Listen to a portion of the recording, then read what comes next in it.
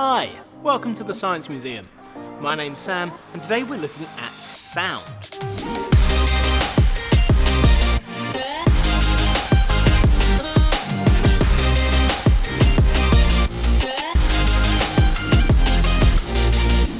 Now my friend Alexandra is next to an exhibit we have here at the Science Museum called Visible Vibrations.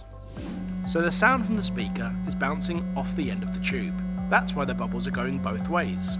The sound is travelling in waves, and turning this dial changes the frequency, which is how many waves are produced every second. Low frequencies have long waves, and high frequencies have short waves. Now think about this for when we change the frequency at visible vibrations, and think about how it sounds different. Back to Alexandra. Look what happens when the sound wave from the speaker and the reflected wave cross over. At a certain frequency, they add up in the middle, and when they do that, we say they resonate. Now this is a bit like being on a trampoline with someone else. When you bounce together at the same time, you bounce really high, and that's what's happening in our tube. The sound waves are meeting at the same point, they're bouncing together, and we get a splash of water. Now what happens if you don't bounce at the same time? You'll get a little bit wobbly and you end up bumping heads. Now when this is happening, there's no resonance in our tube. The sound waves aren't meeting up, so we're getting no splashes of water.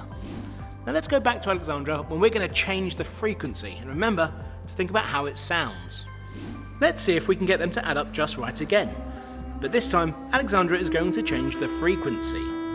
Remember to think about if the sound is different, and also think about where the splashing was before.